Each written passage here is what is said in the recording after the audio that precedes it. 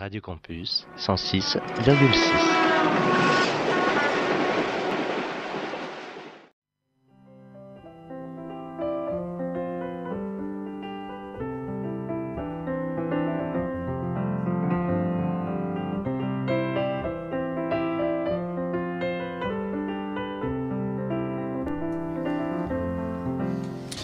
C'est donc bien évidemment l'heure de le mettre sur le saucisse pois chiche de Radio Campus et sur le campuslille.com. La semaine dernière, vous avez pu entendre le premier volet d'un entretien que nous avons eu avec Léon Landini. Léon Landini, résistant, FTP Moy. Et on s'était arrêté la semaine dernière, juste avant 1939, juste avant le début de la Deuxième Guerre mondiale et de l'entrée en résistance. Eh bien, cette résistance, c'est le programme de ce deuxième volet, de deuxième entretien avec Léon Landini.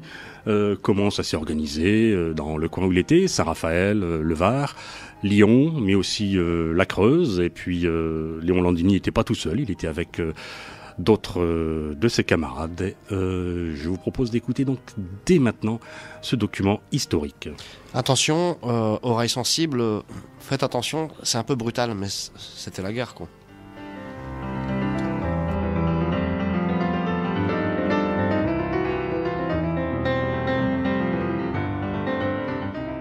Deuxième volet de notre entretien avec Léon Landini.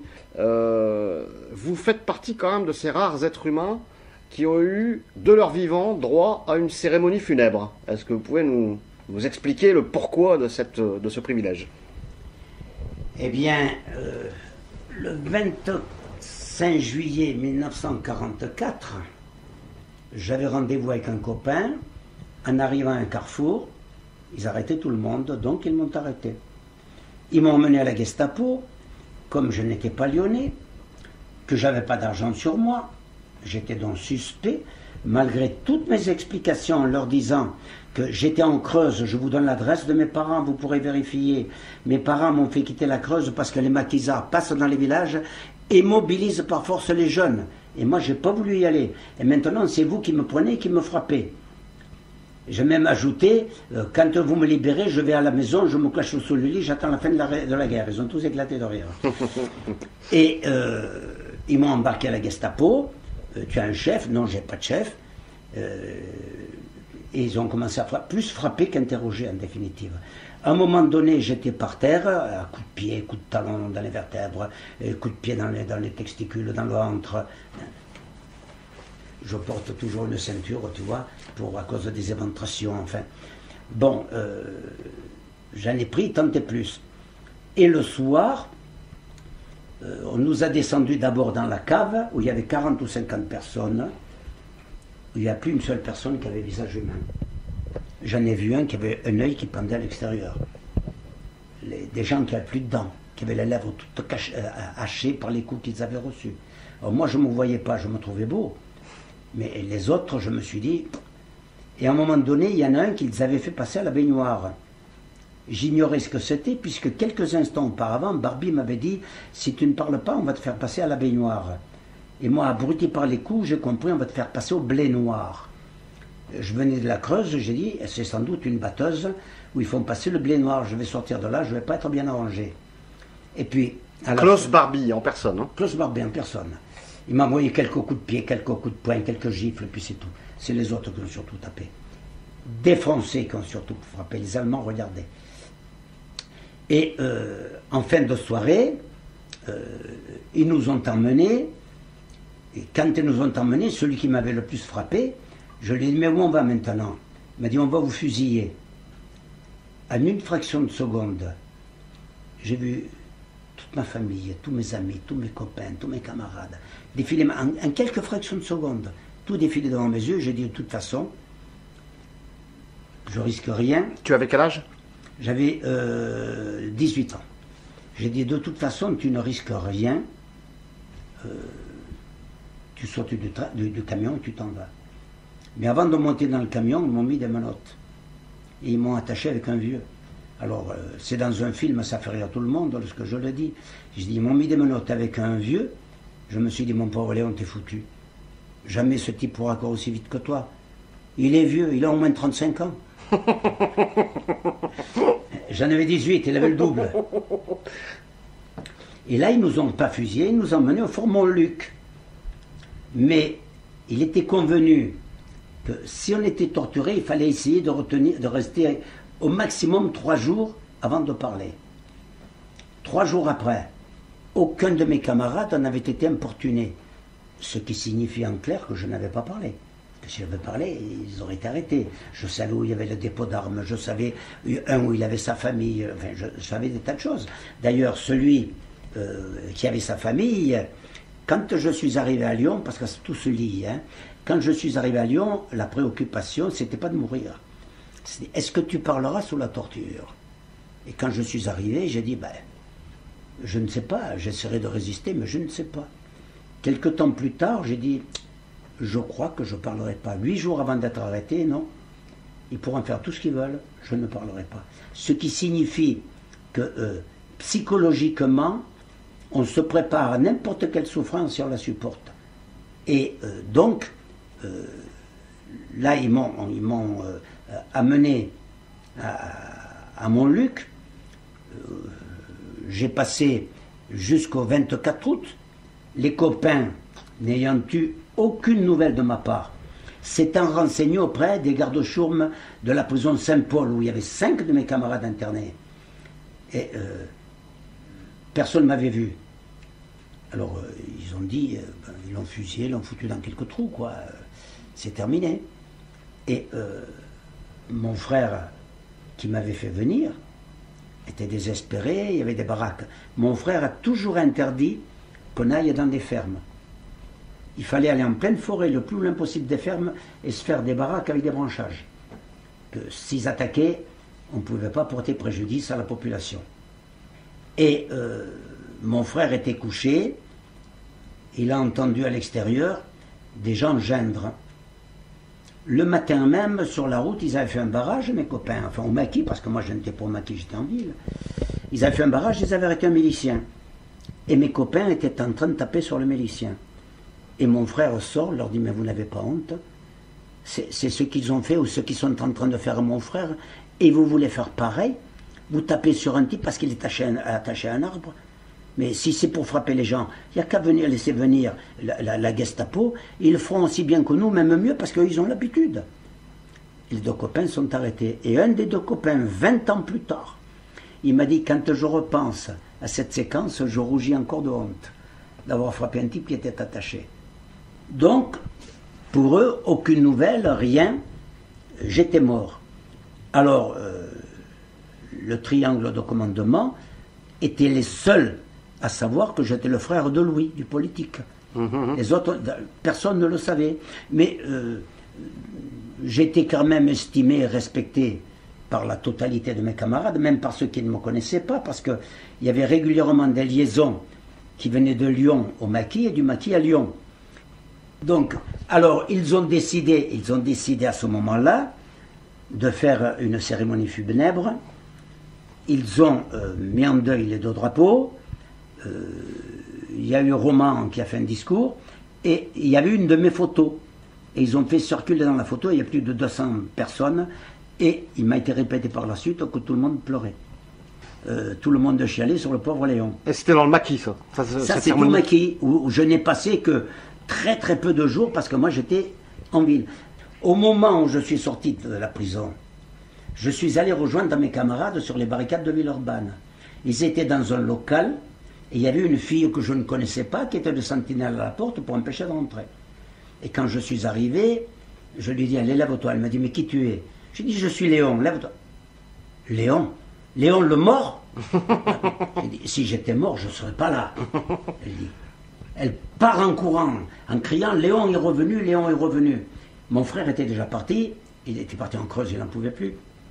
Ils sont tous sortis venir m'embrasser, me porter en triomphe, que c'était quelque chose de formidable, que je sois revenu, etc. quoi. Voilà un petit peu mon retour de ma sortie de prison.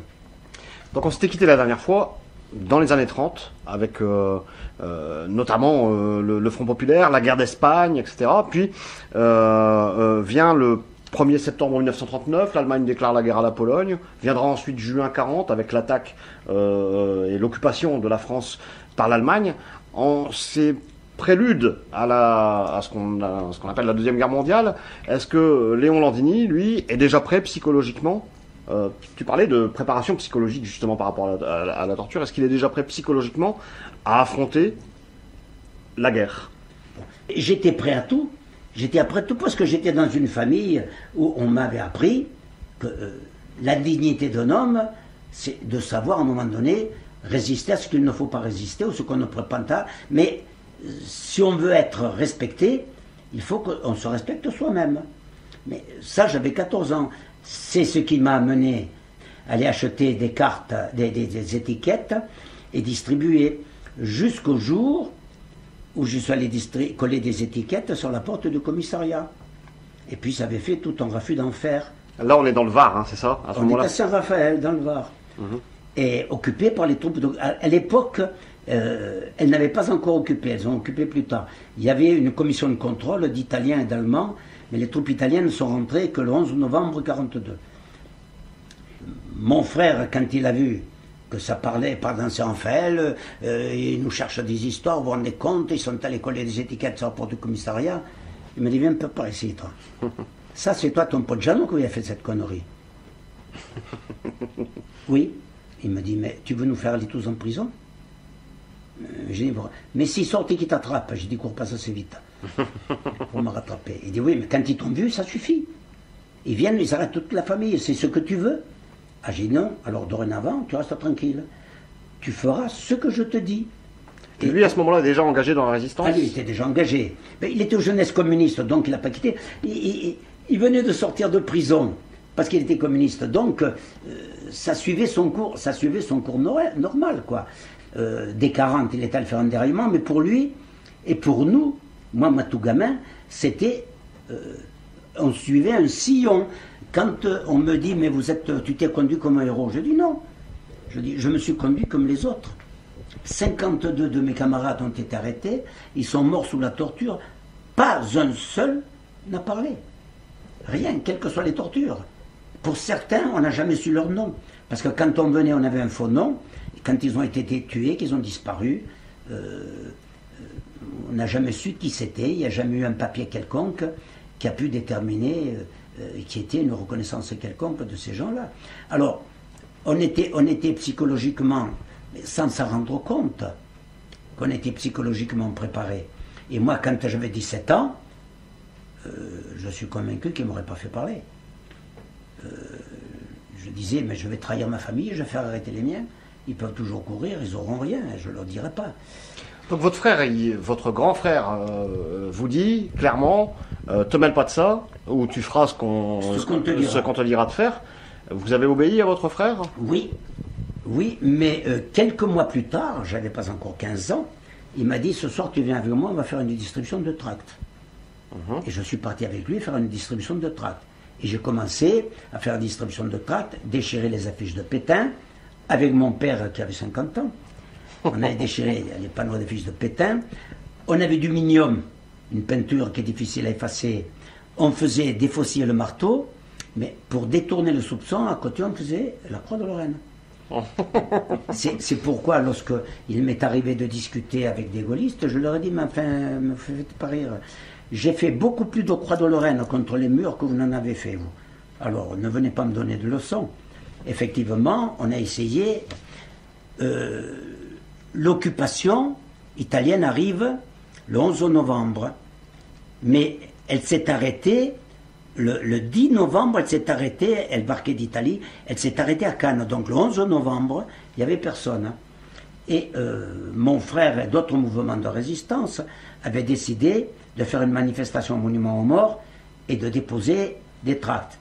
Et c'est mon frère qui avait été chargé du dépôt de tracts. Alors, on avait des piles de tracts, je ne sais pas où ils les avaient pris. Moi, avec mon pote Jean Carrara en vélo, on avait le quartier de l'église. Et j'ai le souvenir, en vélo, on avait une pincée de tracts, et quand on levait la main en roulant, ça faisait du tract qui se répandait. Et tout Saint-Raphaël, parce que mon frère avait fait des carrés, toi tu t'occupes du carré numéro 1, toi du carré numéro 2, et puis après tu rentres, tu restes pas. Et encore aujourd'hui, j'ai un livre qui a été fait par le Conseil général du Val-de-Marne qui disent que cette distribution de tracts a été faite par des avions anglais. Alors, il n'y en avait pas sur les toits, il fallait qu'ils volent bas, hein, les avions anglais. Et le 11 novembre, parce que j'avais demandé à plusieurs reprises à adhérer au parti à mon frère. Il m'avait dit non, tu es trop jeune. Et le 11 novembre, donc il y a eu une manifestation entre 400 et 500 personnes qui sont venues et une gerbe qui a été déposée à Saint-Raphaël. 11 novembre de quelle année? 42. Et une gerbe qui a été déposée par des gens de Saint-Raphaël. Mais pour éviter, parce qu'il y avait les Italiens et les Allemands qui étaient dans un hôtel à Fréjus-Plage qui avaient occupé tout l'hôtel. Ils n'occupaient pas encore là. Et mon frère m'a dit, bon, ben, écoute, je vais te donner un revolver à toi, un revolver à ton Poggiano. On va se mettre en face le monument aux morts sur le trottoir de la Poste. Si les Italiens arrivent et qui menacent, on tire les premiers. De façon à ce que les gens puissent se sauver, qu'il n'y ait pas de tuer dans les civils.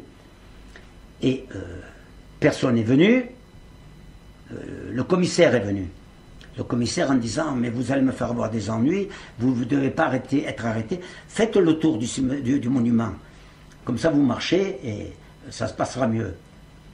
Et le soir, mon frère me dit, considère qu'à partir d'aujourd'hui, tu es membre du parti. Donc, ça remonte au 21...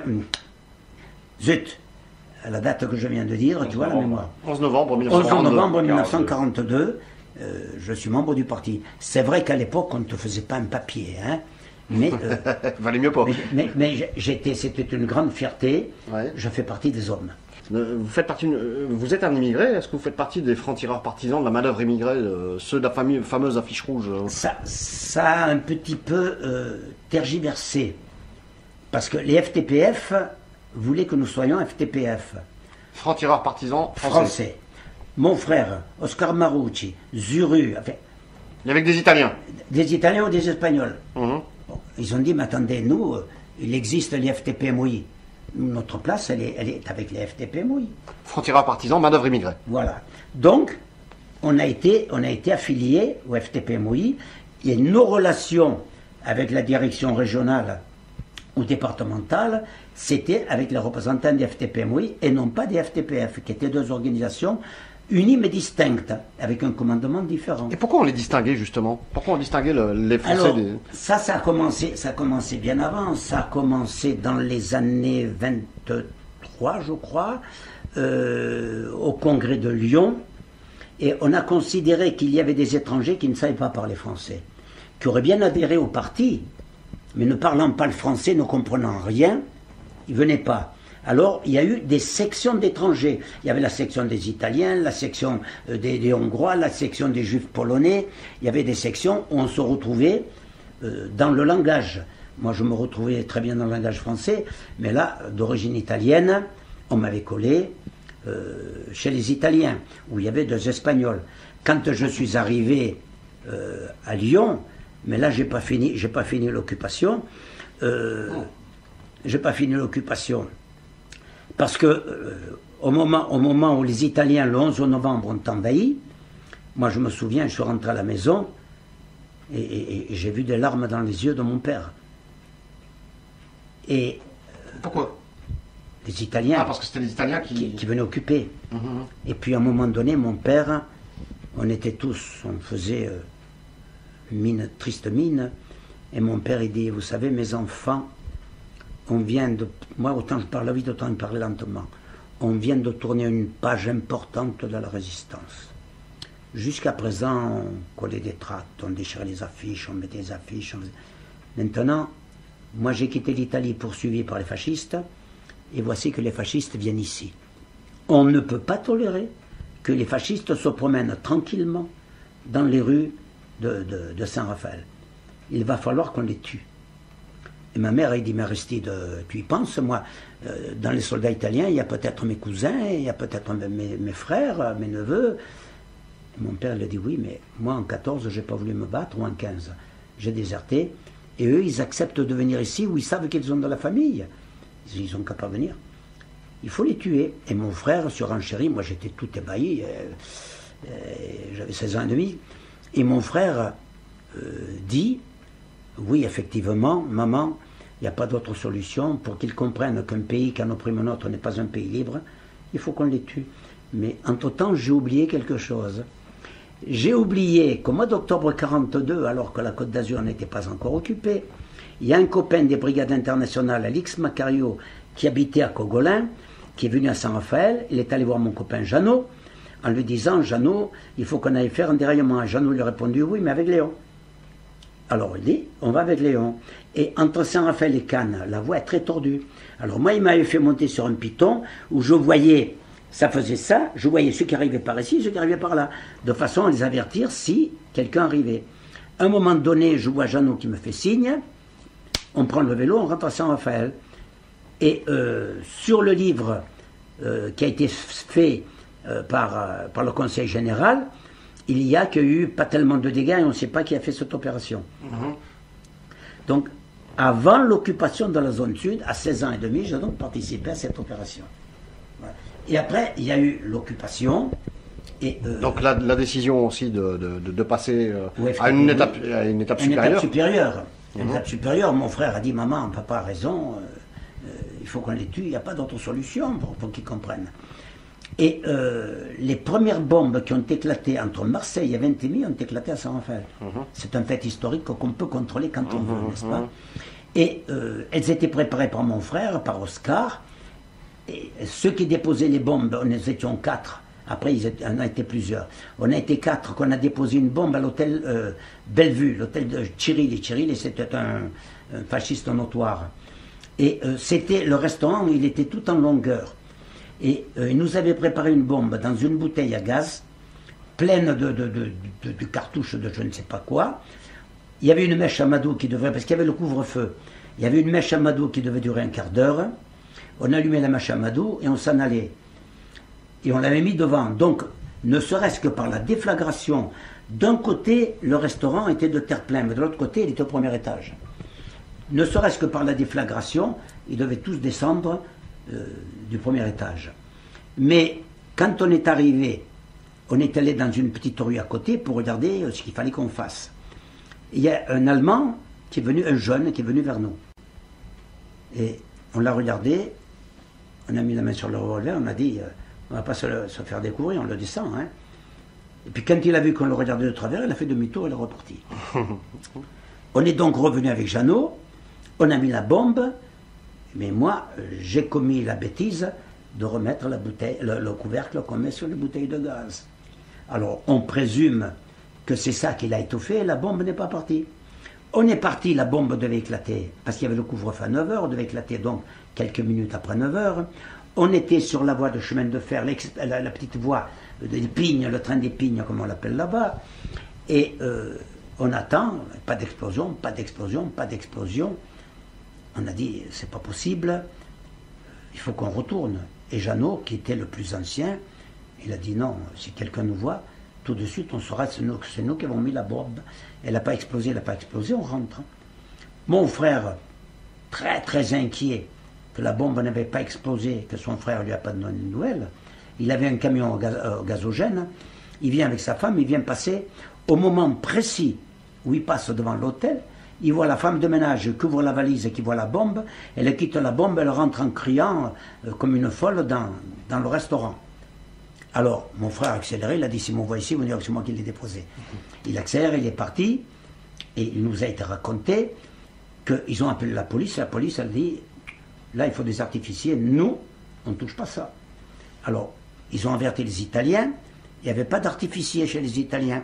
Ils ont fini par désigner 2 artificiers, pas volontaires. Hein. Ils ont pris la bombe tout doucement. Il faut que vous sachiez que dans la bombe, les mèches étaient calées pour pas qu'elles débattent avec des enveloppes, des lettres. Il n'y avait qu'à l'ouvrir. Ils arrêtaient la moitié de Saint-Raphaël. Ils ont pris, ils sont allés au port, ils ont réquisitionné une barque, ils sont arrivés un petit peu plus loin que le phare du port, ils ont déposé la bombe, ils sont revenus. Mais on avait déjà mis des bombes, on avait déjà mis une bombe. Comment on fait pour faire des bombes? Comment vous saviez ça Oh ben, enfin, je ne veux pas donner de mauvaises idées, mais... Oui, mais à l'époque, mon frère et Oscar Marucci, ils avaient été aux carrières du Dramont, ils avaient cassé la porte d'une pièce et ils avaient récupéré. Alors, ce qu'on ne savait pas, c'est se servir du coton Bitford.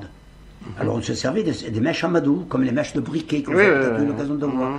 Et alors, ils avaient vérifié le temps que ça mettait pour exploser. Alors, ils ont tout kidnappé. On avait une petite maisonnette en pleine forêt. Ils étaient allés entreposer des choses là-bas. Après, vous avez eu des actes de résistance, y compris vous avez tué des... Non, pas à ce moment-là. Non. À ce moment-là, on a blessé, on a eu une bombe. Il y a eu 2 Italiens de blessés, 2 mulets de tués. Mais alors, sur le bord de mer, il y avait des Allemands avec une bombe, une mitrailleuse lourde. Et les Italiens, quand la bombe a explosé, ils ont voulu ouvrir le portail. Et le portail, il fallait l'ouvrir de l'intérieur. Dans la panique, pousse, ils ont pensé qu'il y avait quelqu'un qui le tenait par-dessus le portail. Ils ont commencé à balancer des grenades. Les Allemands ont tourné la mitrailleuse, ils ont commencé à arroser la salle qui est maintenant devenue le jeu de boules. Ils arrosaient de partout. Bon, à la fin, ils se sont rendus compte que... Qui se tiraient entre eux. Qui se tiraient entre eux, mais ils ne se sont pas touchés, malheureusement. Et nous autres, on est rentrés à la maison, on est passé par le train des Pignes toujours, et on est rentrés chacun chez soi. Et lorsque la bombe a explosé, il y a un copain qui est toujours vivant, il m'en a parlé il y a 3 mois au téléphone, il Tanis, il est plus vieux que moi. Il m'a dit, si tu savais le soir la peur que j'ai eue quand on est allé déposer cette bombe. Il m'a dit, quand je suis arrivé à la maison, que la bombe a explosé, je me suis cassé la gueule avec la bicyclette, de l'émotion et de la trouille. Et puis, après la bombe déposée au restaurant de Cirilli, c'est l'OVRA, la police politique italienne, qui est venue enquêter. Et l'enquête, elle n'a pas duré bien longtemps. Ils ont arrêté Oscar Marucci, ils ont arrêté Zuru, ils sont allés pour arrêter Jean Carrara, il n'était pas chez lui, donc ils n'ont pas pu le prendre, mais les autres 2 savaient qu'ils étaient venus pour arrêter Jean Carrara. Et ils sont venus pour m'arrêter, et je n'avais pas encore 17 ans, je répète. Moi, je n'étais pas là, mais ma mère, elle a vu les carabiniers qui arrivaient dans le jardinet devant la maison. Il y avait Jeannot, il dit, Jeannot, saute le grillage par derrière, va-t'en, parce qu'ils ne sont pas venus pour regarder si on était beau, sors-toi, sors-toi. Jeannot saute le grillage, fait le tour de la villa et vient repasser devant la porte. Lui, dans le camion, il n'a pas vu les 2 copains, mais les 2 copains l'ont vu passer à 3 mètres. Alors qu'il savait que Jeannot était recherché. Alors ma mère, elle lui a dit, mais votre fils, où il est? Ah, il est à la forêt. Mais où? Qu'est-ce que j'en sais, moi? Ils partent avec son père, ils vont travailler à la forêt, moi je ne sais pas où il est. Mais il rentre quand? Des fois, il rentre le samedi, des fois, il rentre tous les 15 jours, je ne peux pas vous dire. Vous savez, ils travaillent comme des bêtes, et je ne peux pas vous dire quand est-ce qu'il rentre. Tout de suite, les FTP-MOI ont été avertis. Alors, la première décision, ça a été de faire partir Jean Carrara à Nice, où il avait 18 ans et demi, à Nice, au FTP-MOI. Et moi, ils se sont débarrassés de moi alors que je ne voulais pas partir. Ils m'ont envoyé en Creuse avec la conviction qu'avec une demi-boîte d'allumettes, un camarade du parti viendrait me mettre la boîte d'allumettes et j'aurais tout de suite le contact, etc. Qu'est-ce que c'est que cette histoire de boîte d'allumettes On prenait un papier comme ça, on le déchirait en 2. Et quand quelqu'un venait, il mettait les papiers. Si la déchirure était la même, c'est que c'était bien le même. Donc on t'envoie dans la Creuse avec cette demi-boîte d'allumettes? Pour se débarrasser de moi. Ah bon? Parce qu'en définitive, bon, je ne l'ai pas compris sur le coup, sinon je ne voulais pas partir. Dans la Creuse, c'est-à-dire dans... pas dans le maquis, là. Alors, quand je suis parti en Creuse, il y avait l'oncle à ma belle-sœur, le père Legros. Le mari de ma sœur a été arrêté, il a fait 22 mois de camp de concentration à Saint-Paul-des-Joux. Et puis, nous l'avons su plus tard, mais ma sœur a divorcé, qu'il avait fait une lettre qui reniait le parti. Et on l'a relâché, à condition que quelqu'un s'engage de le loger, de le nourrir, et qu'il ne rentre surtout pas dans le Var. Alors, l'oncle à ma belle-sœur, qui ne connaissait personne, a signé qu'il pouvait l'accueillir. Donc, ils ont débarqué chez lui, il leur a trouvé une maison à côté, ma sœur, son gosse, et ils sont allés habiter dans le petit village à côté. Et ils sont partis, je crois qu'ils doivent être partis en février, et moi, je suis arrivé quelques jours avant mon anniversaire en avril. Eux, ils étaient partis avant nous. Alors, j'arrive en Creuse, et puis je vais travailler comme paysan. Il fallait rentrer quelques sous. Je travaillais, j'avais une toute petite paye, mais j'étais nourri. Et puis, j'apportais quelques sous à la maison pour permettre En plus, le manger ne coûtait presque rien. Pour 1,50 franc, on avait un fromage blanc qui faisait 2 kilos. Donc, on ne dépensait pas beaucoup. Et le 12 mai, donc, dire plus d'un mois qu'on était partis, c'est mon père et mon frère qui ont été arrêtés. C'est les Italiens qui les ont arrêtés.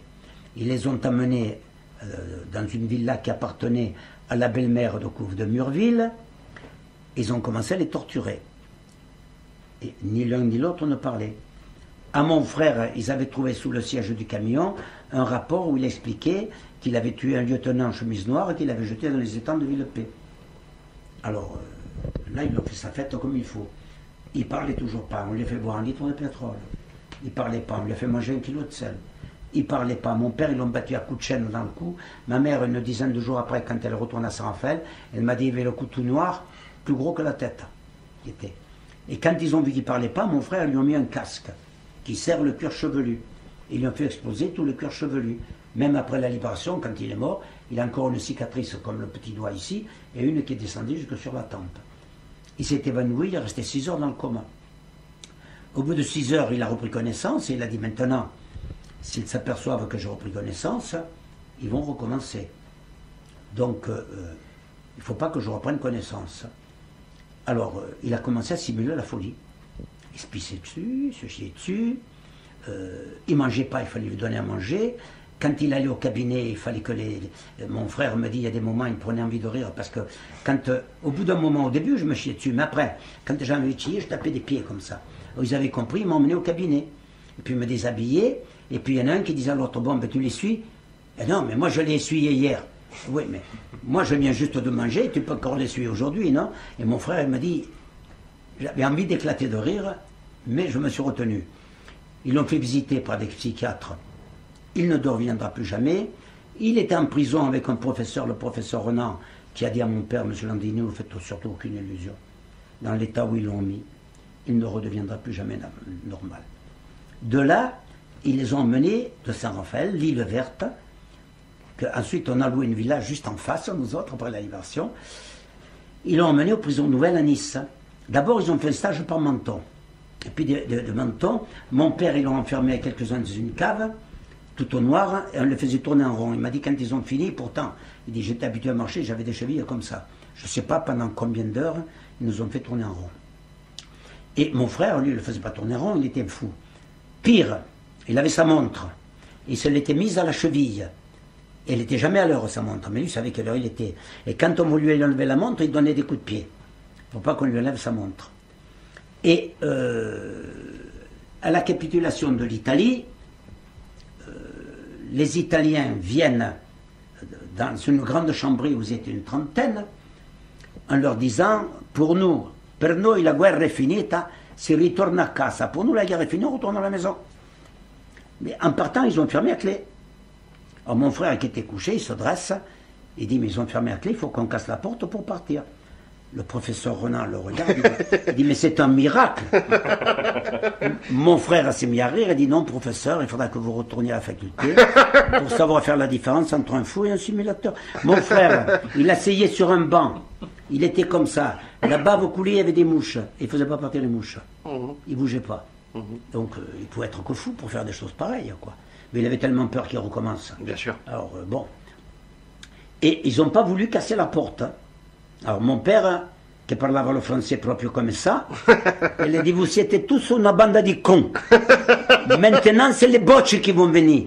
Et partirez tous en Allemagne, vous crèverez tous en Allemagne. Mais les Landini n'iront pas en Allemagne.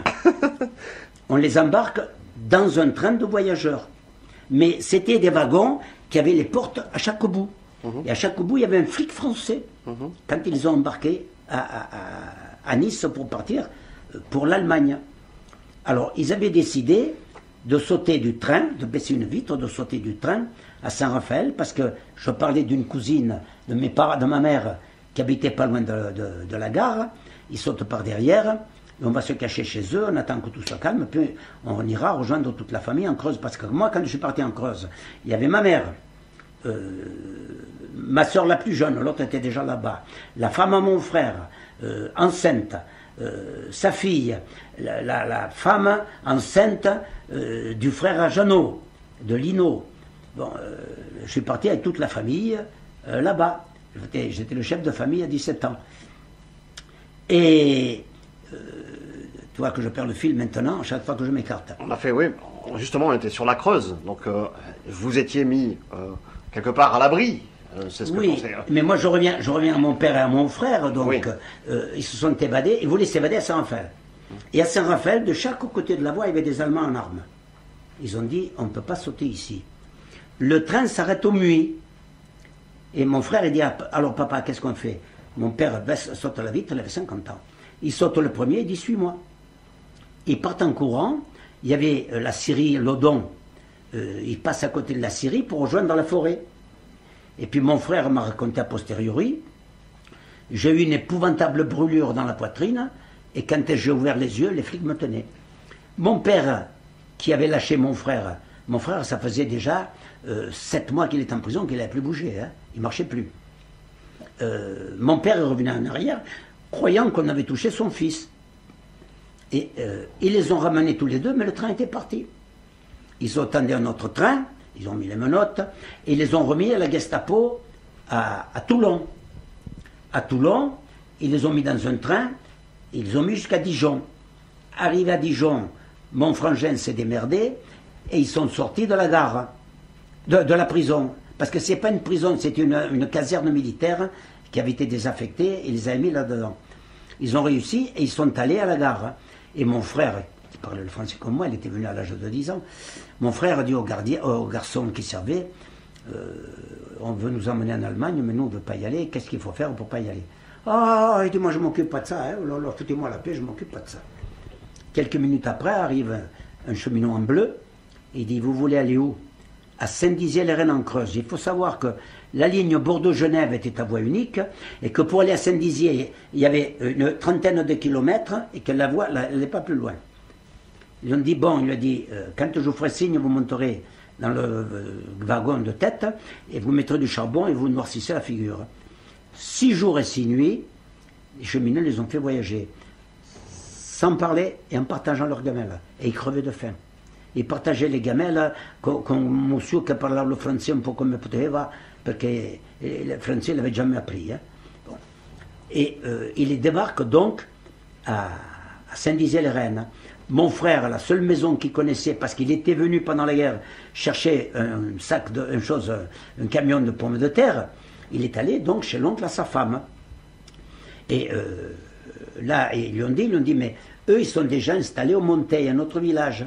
Mais le cousin, il est venu m'avertir, parce que quand le maquis, après je reviendrai en arrière, il est venu m'avertir, j'ai pris la bicyclette, Bartal, il ne m'aurait pas suivi, je suis arrivé à la maison, mon père m'a pris dans ses bras, il s'est mis à pleurer. Pas sangloté, les larmes qui coulaient, il dit, j'ai quitté un gamin et je retrouve un homme. Et en quelques mois. Et... il savait faire des phrases, votre père? Je ne sais pas. Mais enfin, il m'a dit, j'ai quitté un gamin, j'ai retrouvé notre homme. Alors, le père Legros, l'oncle à ma belle-sœur, il dit, bon, vous ne pouvez pas rester chez moi parce que c'est des choses, ils viendront chez moi. J'ai des cousines qui se trouvent de l'autre côté de Beaumoreau. Je vais vous accompagner chez mes cousines. Et il part chez des cousines. Les 2 femmes avaient leurs 2 maris prisonniers de guerre. Ils sont restés là quelques jours. Et mon père, toujours avec sa gentillesse coutumière, il dit, quand la guerre sera finie, vous viendrez pour le 1er mai, passer 15 jours. Non, vous viendrez 15 jours, passer pour le 1er mai. Bon. Et puis, comme personne n'était venu au Monteil où nous habitions les chercher, ils se sont rapprochés, ils sont venus à Pommier, où il y avait un militant communiste, la Brune, à son fils. Lorsqu'après la libération, devant tout le monde, j'ai rappelé qu'ils avaient caché mon père et mon frère, il s'est mis à pleurer. Le jeune, qui était plus jeune que moi, de l'émotion, l'honneur que c'était fait d'avoir caché des gens. Et puis comme personne ne venait, ils sont venus au Monteil. Quand il est venu au Monteil, mon frère, ben, ça a été rapide les choses. Hein. Moi je l'ai mis en rapport avec Jean-Baptiste Virvial, qui était le commandant du maquis auquel j'étais rattaché. Parce que moi, quand je suis arrivé en Creuse, pour qu'on comprenne... vous n'êtes pas tenu tranquille? J'ai rien eu, mais au bout de à peu près 6 mois que j'étais là, j'apprends que... Toujours pas de boîte d'allumettes? Toujours pas de boîte d'allumettes. Après la libération, il n'y a encore venu personne. J'apprends qu'à Belle-Sauve, il y avait un maquis. Et ma mère me dit, sois prudent, si des fois c'était des miliciens bien maquisants, on ne sait jamais. Alors j'arrive à Belle-Sauve, ils étaient une douzaine, on commence à discuter avec l'un, avec l'autre. Jean-Baptiste Virvial, c'était le commandant, c'était le plus vieux. Et puis à un moment donné, il me dit, mais moi j'ai fait 4 mois d'école centrale du parti. Et moi j'ai dit, mais moi j'ai mon père et mon frère qui sont en prison. Et que depuis 6 mois, j'attends d'avoir le contact avec l'FTP. Il me dit, écoute, tu es chez nous. Alors il me dit, voilà ce qu'on va faire, parce qu'on se déplace de village en village, et on se fait nourrir par les gens du village. Alors, si on est trop, ils ne peuvent pas. Alors, toi, tu restes chez toi, et quand on a une opération, on vient te chercher. Et tu viens avec nous faire des opérations. C'est là que j'ai participé à 2 déraillements. Alors, une des opérations que je n'ai pas comptées, qu'on pratiquait, les Allemands donnaient l'ordre de réquisitionner du bétail pour l'amener en Allemagne. Et le bétail, tant que le wagon n'était pas plein, il restait à la gare de Vieilleville. Parce que la voie unique Bordeaux-Genève, à Vieilleville, il y avait un truc comme ça, en arrondi, où on pouvait arrêter les wagons. Quand 2 trains se croisaient, ils se croisaient à Vieilleville. Parce que sinon, il n'y a pas moyen. Et là, ils mettaient les wagons. Et là, on y était à plusieurs reprises. Il y avait 2 gendarmes qui gardaient les wagons. On les désarmait. Et puis on ouvrait les wagons, on faisait sortir tout le bétail. On les désarmait comment? En prenant le revolver. Ah, d'accord. On les désarmait, on les faisait les mains, il levait les mains, même comme ça. Il levait les mains très haut, et on leur prenait le revolver, on ouvrait les wagons, on faisait sortir le bétail. Les paysans qui étaient alertés parce qu'ils savaient que les wagons étaient presque pleins, le matin, bonne heure, il faisait à peine un jour, ils commençaient à ramasser le bétail, le ramener chez eux, et il fallait qu'ils recommencent, parce qu'ils ne payaient pas beaucoup, mais il fallait encore repayer pour reprendre le bétail. Là, j'ai participé, je n'ai pas compté, mais à plusieurs opérations. Disons que ces 2 opérations, on s'amusait. Et un jour... Juste une petite question, Léon. Là, à l'époque, la Creuse s'est occupée? Le 11 novembre 1942, toute la France était occupée. Et moi, j'ai quitté en avril 1943. Donc, toute la France était occupée. On a toujours les Allemands en face. Les Allemands et les Français, la police française. Surtout là, dans le coin, c'était les Allemands et la police française. Mais les gendarmes... ils étaient dans un milieu paysan, ils étaient rassurés qu'à moitié. Bon, il y en avait plusieurs qui avaient été désarmés, on ne leur avait pas fait de misère. Ils penchaient un petit peu. Ils penchaient un petit peu, surtout pour ne pas prendre des coups.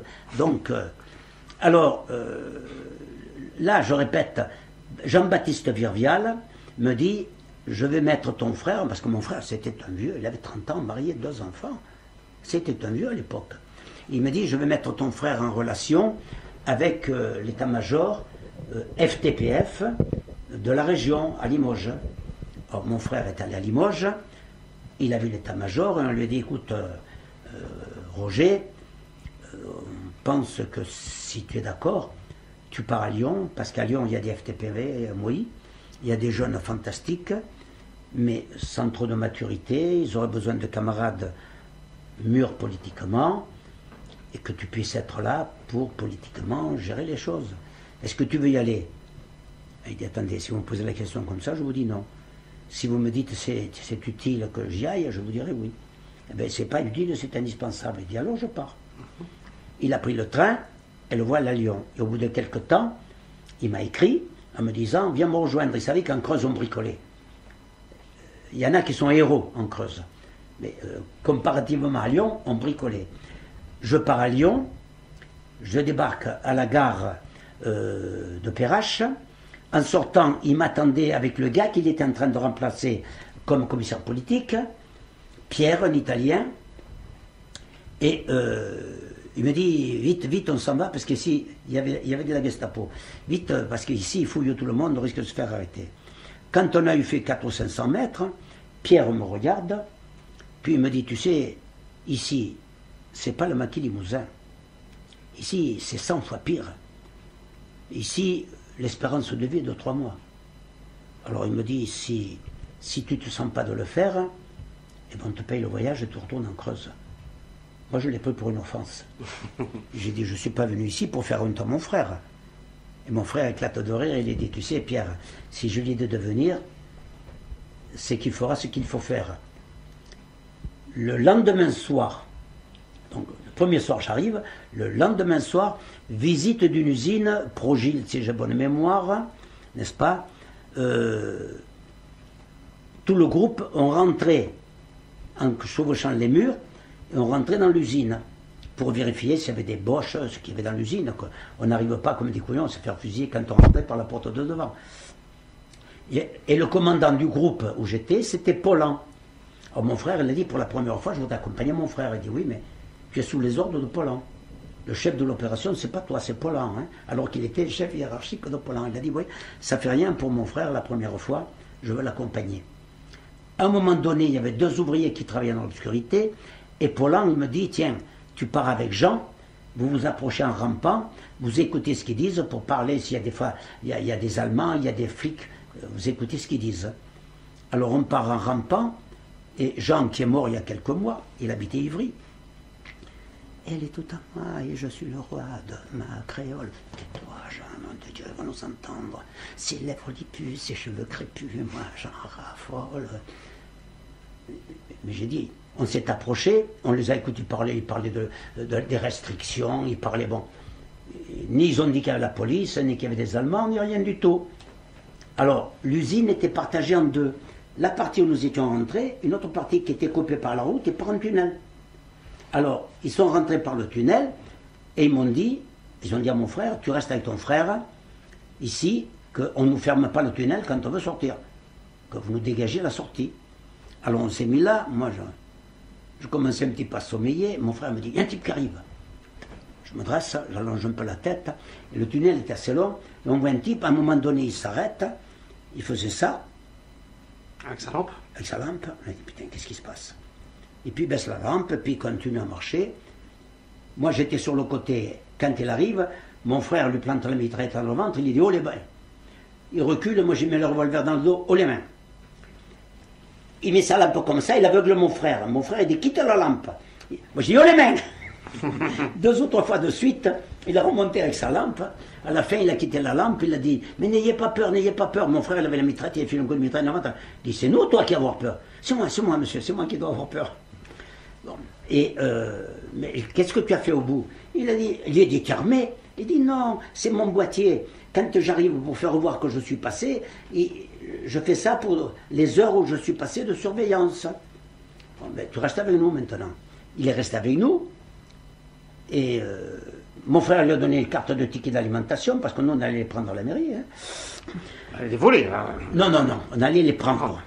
C'est eux qui les volaient. Ah, d'accord. Nous on prenait. D'accord, oui. On est allé prendre les cartes d'alimentation. Il a dit qu'il avait 3 enfants. Il a dit, ils m'ont envoyé ici parce que j'étais flic, ils n'ont pas voulu me garder. Mon frère a dit, ah, ben, c'est que tu ne veux pas être quelque chose de très bon. Si tu as chassé des flics en plus. Et le matin, on l'a laissé et on a foutu le camp. Mais réunion de l'état-major, ils ont dit, on ne fait pas cette opération. Et ça consistait en quoi l'opération? Le but, l'objectif? Faire sauter, Faire sauter. Le matériel le plus indispensable. Parce que quand on rentrait, la première chose en rentrant dans une usine, c'était de se précipiter dans les bureaux, mettre un revolver derrière la tête d'un type qui était devant un téléphone. Et à tout moment, il fallait répondre au téléphone à la préfecture avec un mot de passe. Et tous les soirs, le mot de passe a changé. Si tu répondais pas, si tu disais tout va bien, que ce n'était pas le mot de passe, ils avaient compris que tu ne pouvais pas parler. Mais ça, nous, on le savait. Alors, il y en avait un qui lui mettait le revolver dans le dos, il dit, de toute façon, mon petit gars, si tu ne dis pas le numéro de passe, le premier de tous, nous, on va crever, mais le premier de tous, ce sera toi. Hein. Oui, il disait le mot de passe. Ça, vous l'avez vécu, ça? Plus d'une fois. Ah, parce que c'était régulier, ça? Quand on faisait une usine, on était obligé de... on le savait, qu'il y avait un type qui était en rapport constant avec la préfecture. Donc on était obligé, la première chose, on faisait ça. Ensuite, on se distribuait la tâche dans l'usine.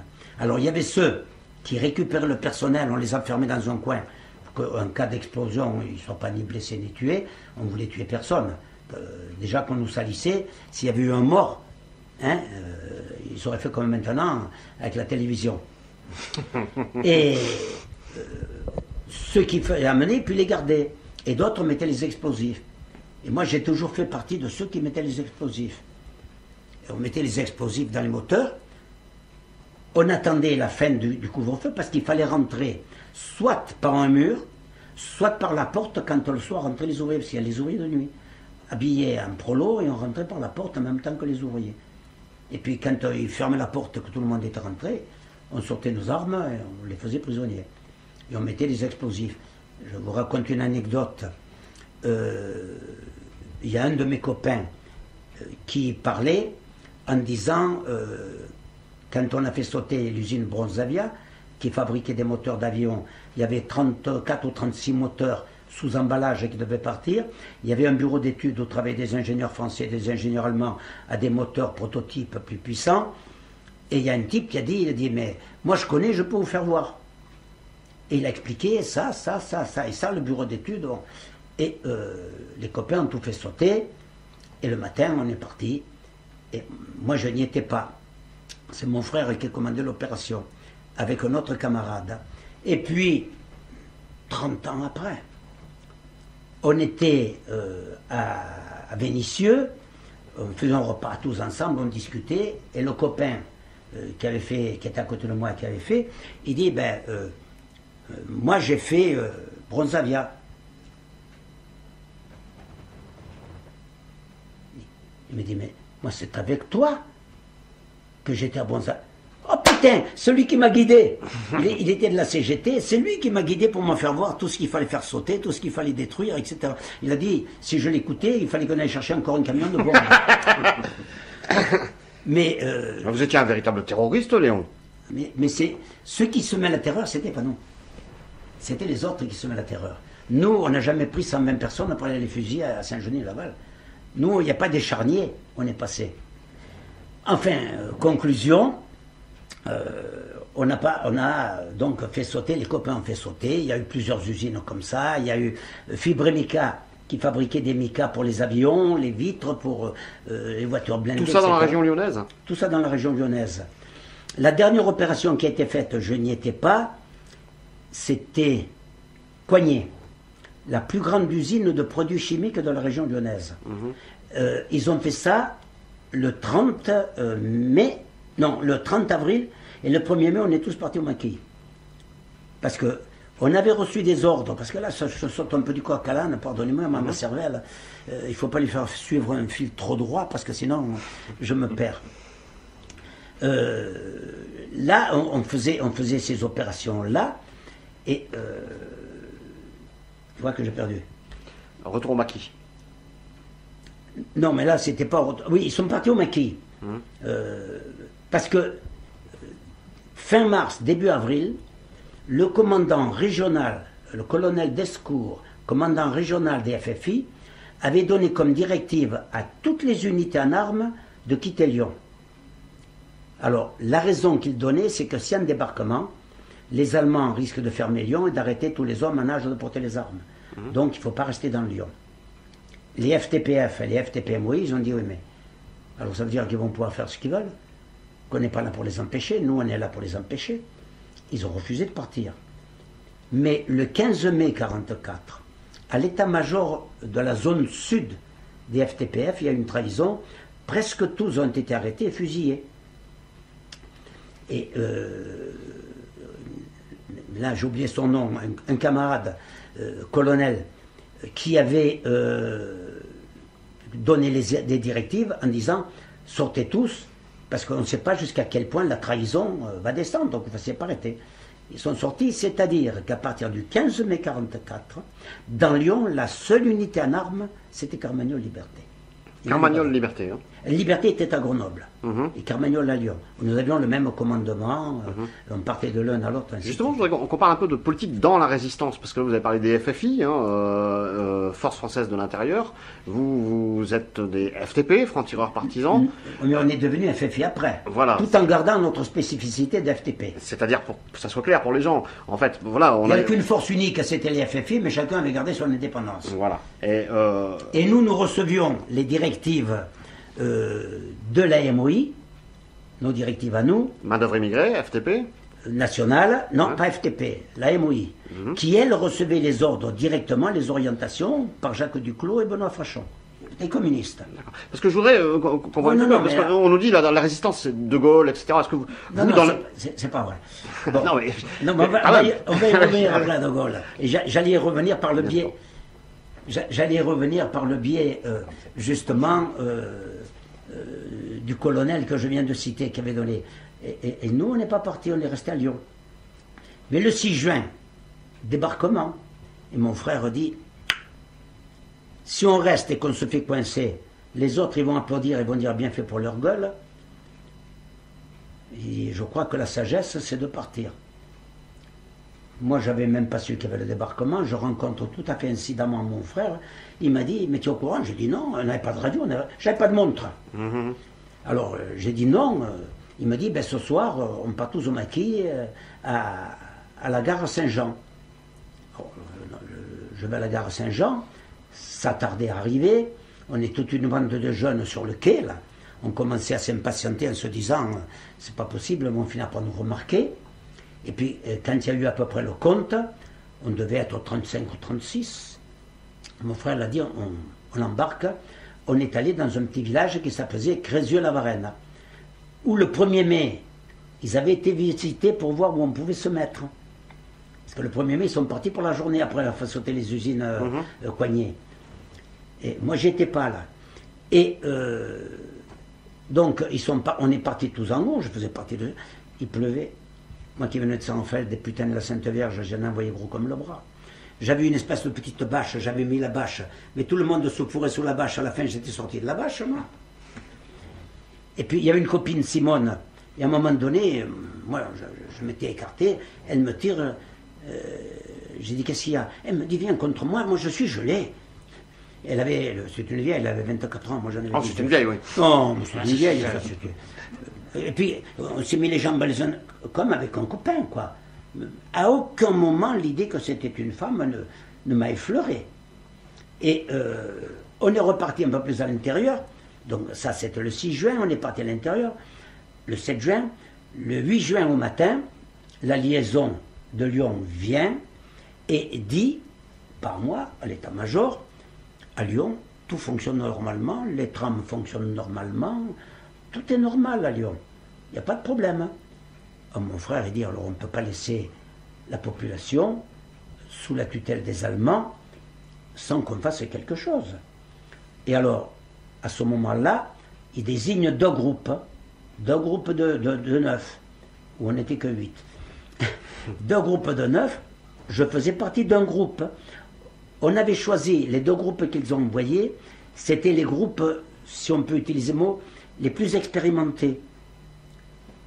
Je ne parle pas de moi, je parle de nos responsables qui nous avaient fait faire des opérations, qu'on était les plus expérimentés. Le 9 juin, on reçoit l'ordre de faire des patrouilles en ville. Alors, il faut savoir que la patrouille, c'était 8 bonhommes en zigzag, c'est-à-dire il y en avait 2 à l'avant, d'après le système qui avait été préconisé par Joseph Epstein. 2 en avant, 2 sur l'autre trottoir en retrait, 2 sur l'autre trottoir ici, et 2 là, ça faisait le Z.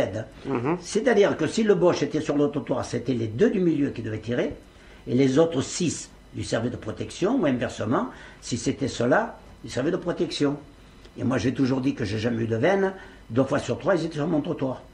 Et donc donc il fallait que je les tue. C'est arrivé combien de fois? Oh, je ne les ai pas comptés. Hein. Alors, parce que l'émotion était telle qu'on n'arrivait plus. Ben, le 9 juin 1944, le premier Allemand qui a été abattu à Lyon après le débarquement, c'est moi qui l'ai tué avec Simone, c'est moi qui l'ai tué dans les rues de Villeurbanne. Et Simone me dit, ah, tu m'as épaté, ton sang-froid, formidable. C'était un aviateur, il est arrivé, il y avait une femme assise sur un banc, ils attendaient le tram, il me tournait le dos, il était bien habillé, une sacoche en cuir, le mousqueton sur l'épaule, puis il faisait ça là pour s'enlever la poussière. Alors, moi je sors, on avait, je ne sais pas si tu connais les Sten, comment c'est fait, les mitraillettes Sten. Ça c'est le chargeur, ça c'est la mitraillette. Alors, on mettait sous la gabardine la mitraillette comme ça, par la poche de la gabardine, tu enlevais le cran d'arrêt, tu déboutonnais, tu sortais ta mitraillette en la tenant par le chargeur pour pouvoir tirer. C'était très pratique, hein. Il fallait faire attention parce que des fois elle partait toute seule. Et le type, il n'a pas fait attention à moi. Et moi j'ai mis ma mitraillette comme ça, et pendant, je ne sais pas, une fraction de seconde, une seconde, j'ai vu plein de papillons blancs devant mes yeux. Et puis d'un seul coup, je me suis ressaisi. Au moment précis où je me suis ressaisi, la femme qui m'a vu avec la mitraillette, elle s'est dressée, elle a commencé à faire ça sur le banc. L'Allemand a vu, a tourné la tête. Hein. Au moment précis où il a tourné la tête, j'ai lâché une première rafale. Il est tombé, je me suis penché. Simone lui a tiré 2 balles avec son 6,35. Je me suis fait engueuler, j'avais tiré 16 balles. Mais c'était l'émotion. Hein. Je n'arrivais plus l'émotion. Simone fait 4 pas en courant, j'ai dit cours pas. Parce qu'il fallait surtout ne jamais courir. Parce qu'on entendait tirer. Si tu entends tirer aujourd'hui, tu vois les jeunes courir. Tu dis qu'est-ce qu'il vient de faire? On est parti en marchant. Il y avait une vieille dame, elle dit mais qu'est-ce qui se passe? Oh, je crois que c'est encore les terroristes qui se battaient avec les Boches là-bas. Oh mon Dieu! Elle a fermé la porte. Et nous, on a continué. Mais je pense que ça peut paraître humoristique, mais il y avait un jeune qui arrivait avec une charrette.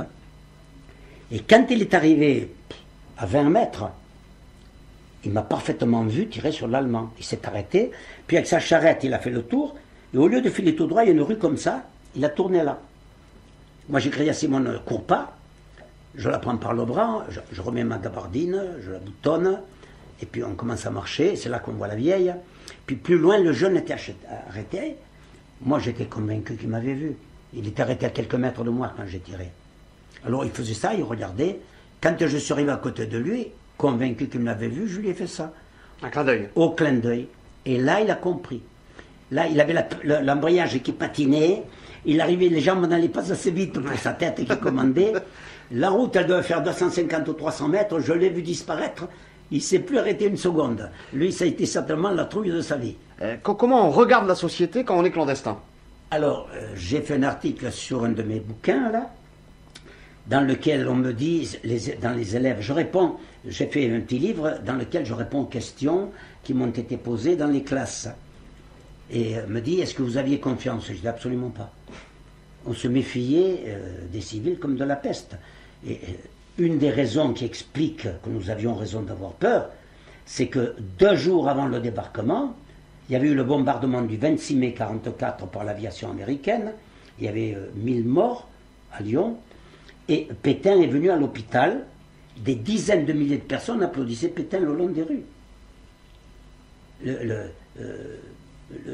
4 ou le 5 juin 1944. Et au mois de septembre, il y avait des milliers, des dizaines de milliers de personnes pour applaudir De Gaulle le long des rues. Alors, la confiance qu'on pouvait faire aux civils, c'était zéro. On se méfiait comme la peste. D'ailleurs, il ne fallait pas garder la même chambre longtemps. Il fallait passer inaperçu. Il ne fallait pas se faire remarquer. Moi, j'avais un petit costume à pied de poule, que quand je suis sorti de prison, on aurait dit que je l'avais trempé dans l'encre. Ça se faisait avec une règle, un encrier, puis on faisait sauter l'encrier avec la règle, les étudiants. Moi aussi, puis je trouvais que c'était tellement con que j'ai plus voulu le faire. Parce qu'on m'a dit, toi tu es tout jeune, de toute façon on te prend pour un étudiant. Ça ne m'intéressait pas, ces conneries-là, ça ne me plaisait pas. Et puis parmi les opérations, le dernier que j'ai tué, c'était devant le fort Lamotte, la veille de mon arrestation. Là, on avait reçu des directives différentes. Il ne fallait plus les tuer, les Allemands. Il fallait les désarmer. Parce que si on les tue, les Allemands, ils ne se rendront jamais. Ils vont se battre jusqu'à la fin. C'est-à-dire qu'on voit qu'on approche de la victoire et que... Il faut qu'ils comprennent que s'ils se rendent, ils ne risquent rien. Voilà. On ne les tuera pas. Donc, on les désarme, mais on ne les tue pas. Alors, on arrive devant le fort Lamotte. Un de mes copains, je ne sais pas s'il est mort, toujours il ne me l'a pas fait savoir, un Espagnol, on l'appelait Henri, il était plus petit que moi, on l'appelait le petit Henri, et il va en allemand, et puis juste devant le fort Lamotte où il y avait plein de troupes allemandes, il lui dit, donne-moi ton arme. L'autre il comprend rien, il tourne le dos pour partir en courant, il cherche à dégainer son pistolet, parce qu'il a vu, il avait le pistolet. Et Henri, j'ai une cassette là, qui peut dire ce que je répète, il dit, j'ai vu des trous qui se faisaient dans le dos. Quand on nous montre qu'une flaque de sang, quand on tire, moi je peux dire, c'est pas vrai, au moins un trou, comme une brûlure de cigarette. Peut-être en sortant de l'autre côté, c'est possible, mais là, à un endroit, on tire. Et il a dit, le type a titubé, j'ai encore tiré, il a continué à courir, Puis Léon, avec un pistolet mitrailleur, il était de l'autre côté de la place. Il a tiré une rafale, il a fait encore quelques pas, puis il s'est écroulé. Alors, si on montre ça à la télévision aujourd'hui, on va dire que c'est pas vrai, qu'on exagère. À l'époque, pour mettre les volets, c'était pas comme maintenant. On avait des volets en bois, il y avait des crochets en haut. On mettait le volet accroché, il y avait une tige qui passait de l'autre côté, il fallait arracher tout le volet pour ouvrir. C'était les volets en bois. Et il y avait un magasin, le type était en train d'enlever ce volet. Il a bien entendu pétarader, mais il n'a pas fait attention. Et moi je le voyais au coin de l'œil. D'un seul coup, il s'est rendu compte de ce que c'était. L'Allemand courait vers lui. Il lâche son volet. Il se prend comme ça. En rentrant, il entraîne le rideau. Tellement il courait vite pour entrer dans la maison pour se lever du milieu. L'Allemand s'est abattu. À ce moment-là, il sortit un camion de militaires, du Fort Lamotte, en entendant pétarader. Alors, les copains sont un peu affolés. Il y avait Henri. Il s'est affolé aussi. Il est parti revolver à la main vers le Fort Lamotte. Il a vu la sentinelle. Il lui a fait signe à la sentinelle là-bas. Et puis il a tourné le dos à la sentinelle. Moi j'ai dit putain, si la sentinelle tire dans le dos, je vais y tirer une rafale de pistolet mitrailleur. Mais j'étais à 50 ou 60 mètres. Hein. Et la sentinelle n'a pas tiré. Et il est venu me rejoindre.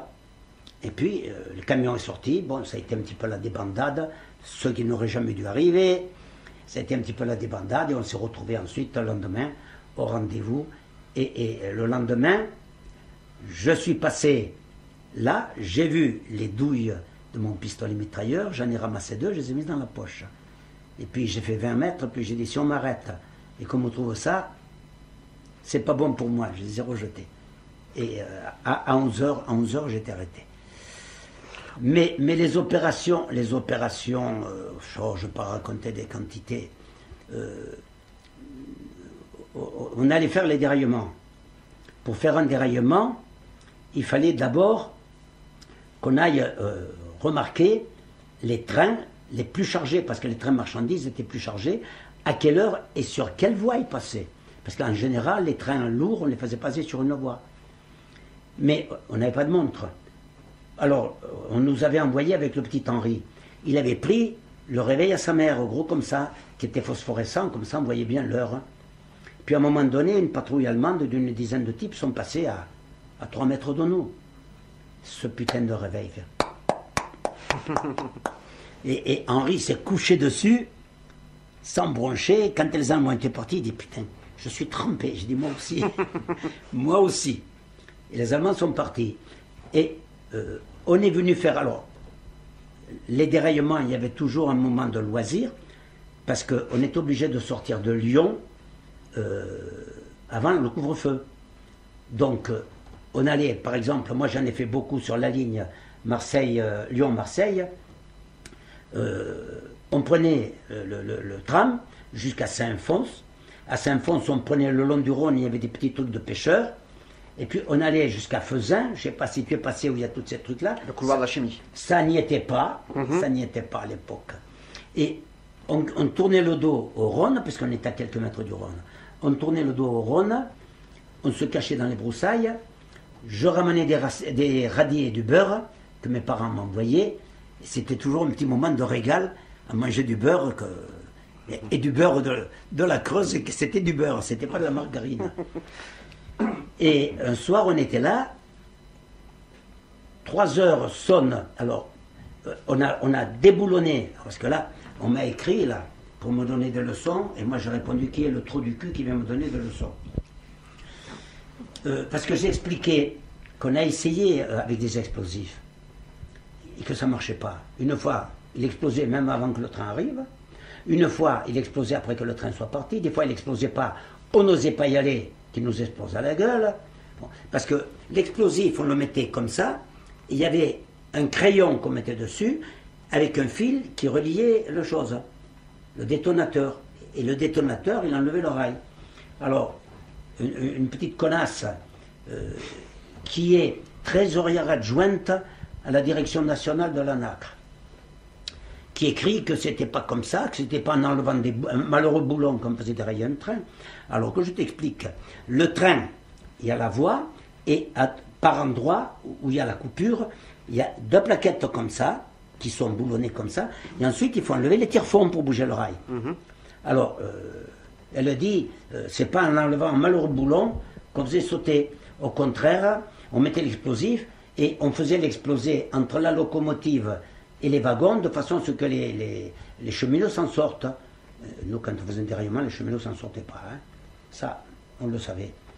Mais pour voir le moment précis, il fallait être au bord de la voie. Mais les wagons qui arrivaient à 40-50 mètres, il y avait des morceaux de wagons qui s'envolaient. Si on était au bord de la voie, il fallait qu'ils viennent nous sortir sous les wagons.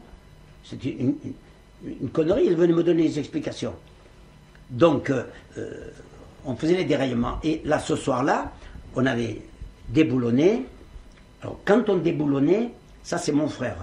Une fois, il avait déboulonné, et puis le train n'a pas déraillé. Ils sont revenus, parce que les Allemands, quand ils parlent de protéger maintenant, il faut sourire, les Allemands mobilisaient des civils, ils étaient responsables de tel endroit à tel endroit, ils devaient surveiller la voie. Et ils étaient passés, ils ont vu qu'il y avait un rail, ils l'ont remis en place, et le train est passé, ça n'a pas explosé. Alors mon frère a dit, dorénavant, quand on a enlevé un rail, on laisse 8 bonhommes au bord de la voie, pour empêcher qu'on remette le rail. Comment? On a pris tous les risques pour venir jusque-là, déboulonner et tout, et puis par 3 couillons, on se le fait remettre en place, c'est pas possible. Et là, au moment précis où les cloches de Faisin sonnent aux 3 heures du matin, ça pétarade le long de la voie. Paulan me dit, prends un homme avec toi, et j'avais le petit Henri Etienne, 2 hommes. Va voir ce qui se passe. La nuit noire, j'étais sur un mamelon, en bas, je voyais que ça pétaradait de partout, des grenades. Je ne savais pas qui était qui et ce qui se passait. Il m'était difficile d'intervenir. Et j'entends le train qui arrive. Mais des Allemands, il y en avait un gros paquet. Hein. C'était pas un. Et à l'endroit précis où ça déraillait, il y avait le déraillement. Et les wagons, là je les ai vus à 40 mètres. Les wagons faisaient ça, ils montaient en l'air, les morceaux se répandaient. Et le dernier wagon venait s'enfiler dans les autres.